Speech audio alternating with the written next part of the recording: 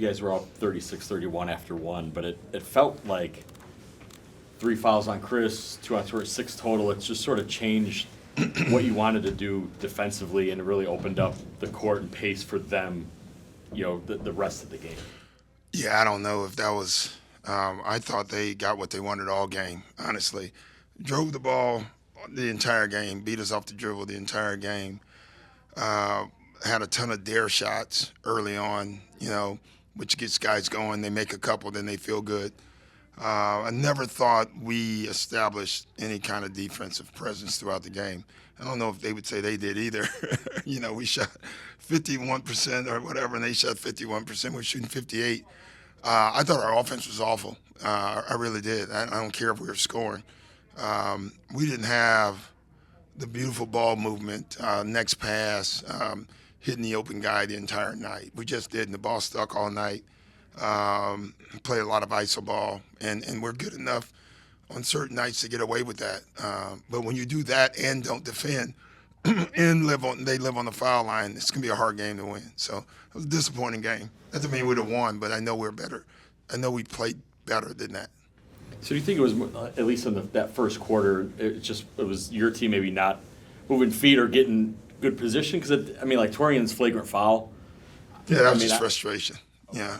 So, that happens. I don't read into that. Yeah. Him and the guy, people get into it, human nature, and he decided to take one. Okay, so even trying to be physical or be big defensively, you don't think that, no. At least the way it was called early on? No, I didn't think that. I thought it had nothing to do with the calls at all. I would love to blame Scott, just so I can blame him. But he was fantastic. I thought the refereeing they established exactly how the game was going to be played. And that's to our favor, if you want to be honest. They were going to let you play and be physical. So the problem was the other team was the aggressor. And to me, the aggressor should get the calls. I always say that. That's how it works. 2 times on this trip now, point of attack defense has been a problem. Yeah. Have you seen a common thread? No, this is 2 different games completely. I would say that. Tonight, I thought the offense and the defense connected a little bit. I also believe human nature is if you're standing around and not touching the ball, you tend to play worse defense. And I thought that was us tonight. I don't necessarily want to call it a trap, but when Kamara is denying the ball out of James' hands, that is going to give Giannis the chance to attack. Yeah, that's when you want to attack. Yeah. But then also if Giannis is just attacking over and over, the ball movement. Well, that's fine if we're getting that, but if they're converging, then you have to move the ball. So, we want our 2 best players to shoot 40 shots if that's what they're getting, if they're open. Yeah, we don't mind that at all. I guess the glass as well tonight. Just what do you see there? I just thought they were the aggressor, guys. We're asking almost the same question. They beat it off the dribble. They are the more physical team. We fouled. They offensive rebounded. Everything that goes to who the aggressor, they got to the foul line. Every category leaned their way. We played last night. They seemed fresh. But I got to tell you, in the first quarter when we had the lead, I did not like how the game was being played. You can just see it coming, and it happened.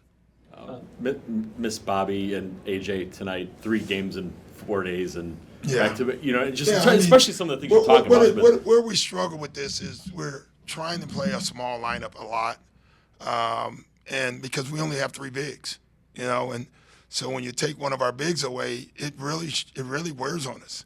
I was in the middle of the game just trying to find minutes to get Brooke off the floor, and he was playing well.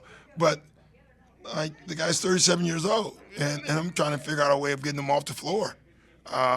He'll tell you, I'm fine, but, it's just too many minutes. And so, that's what happens when, we have 3 bigs, and when one of them is missing, it definitely stretches us. But we knew this coming out. As I always say, there's a silver lining. We've not been able to work a lot on our small lineup. We're going to see now where we struggle when we do it and where we can fix it. So far, surprisingly, the small lineup with Brooke in it has been better than with Giannis. And to me, I thought that would be the other way. So we have to look at it as coaches and figure out what we can change, because that should be really good for us.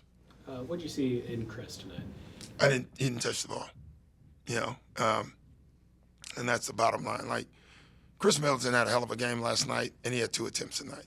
That's inexcusable. Yeah, we mentioned all those challenges. Obviously, it's a consistent game for Giannis, but when's the night like the other team was very offensive and this challenging comes, what's your further expectation on youngers and other players like Andrew? Yeah, they're playing well. I mean, overall, our young guys are coming on. Dre, I thought, you know, the plus minus wasn't in his favor, but I thought he stood out as the guy playing the hardest. You know, just plays with his heart every night, and you know, he's going to make some mistakes, and we live with that. Ryan, the same thing. So our young guys are really improving for us, and we're going to need them.